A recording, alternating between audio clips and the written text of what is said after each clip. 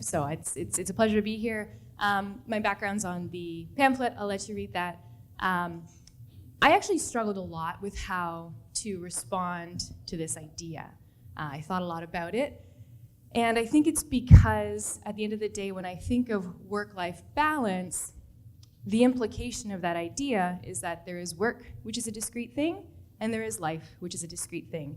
And these two things operate in isolation of one another, and yes, there's a relationship, but it's not nearly so dynamic and fluid as what I've actually seen in real life. And so I have a bit of a problem with the framework and the concept itself because I feel as though it implies a binary, and the binary isn't true. And when I think about my personal experience, growing up, witnessing my parents who were entrepreneurs, myself, I am also an entrepreneur. This is my second startup that I'm involved with, and any of my personal experiences demonstrates to me that our personal and professional priorities are hand in hand all the time. They are not discrete, they are fluid, they are dynamic, and they are consistently competing with one another.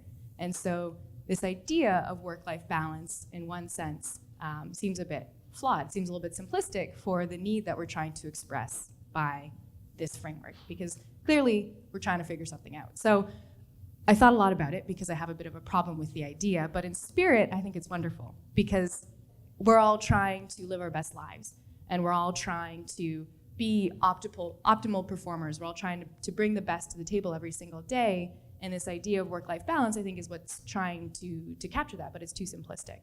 So because that's the case, I tried to think about what I do.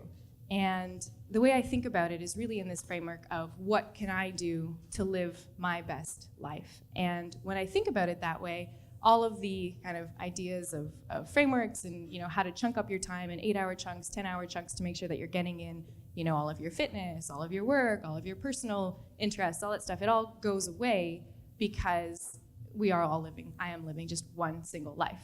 And so I think about that on a regular basis. And so perhaps my idea of a work-life balance is a little bit more like a hamster wheel because it's consistently going in my head. But in practice, what that means is every single time that I make a decision, whether that's in a work context, whether that's in a personal context, the thing that I tell myself is, what can I do with the information that I have at hand and the resources that I have available to me to make the best possible decision? And if I can, in good faith, at every single inflection point, at every single decision that I make, know that I have made the best decision for myself, best taking into account all of the competing priorities as best as I can, know that in good faith I've made the best decision given the resources that I have at hand, given the information that I have, then I can make a decision and I can move on. And that is really the most important part of striking any sort of balance. That's the ability to make a decision, come to terms with that decision, and move on to the next one. Because the idea of a balance is, back and forth, to and fro. And you can't ever course correct, you can't ever make a better decision, you can't ever improve unless you're willing to own the decisions that you've already made, internalize that, be okay with it, and move on to the next one.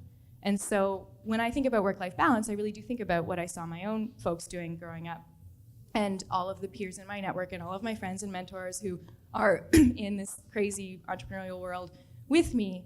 And I think about the decisions that they make on a regular basis, and I try to identify where they have been presented with a series of choices, a series of options, and have been able to look at all the different priorities, assess them appropriately, make the best decision for themselves, and move on. And that's where I find inspiration, because then I can then do it for myself.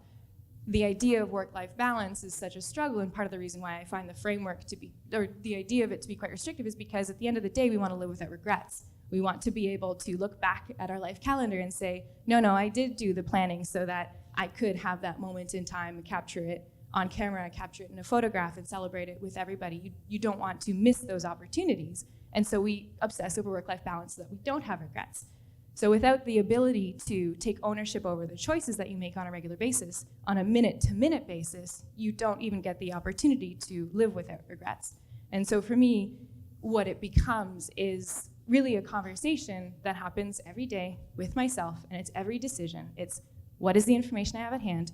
What are the resources? And what is the best choice I can make in this moment? Because then I can decide, I can move on, and maybe it was the wrong choice, maybe the outcome was poor, but at the very least I give myself the opportunity to then make another decision and correct the balance. So that's my spiel. Unfortunately, it's not as rooted in deep experience as some of these folks here on the panel, but that's absolutely how I've been approaching it.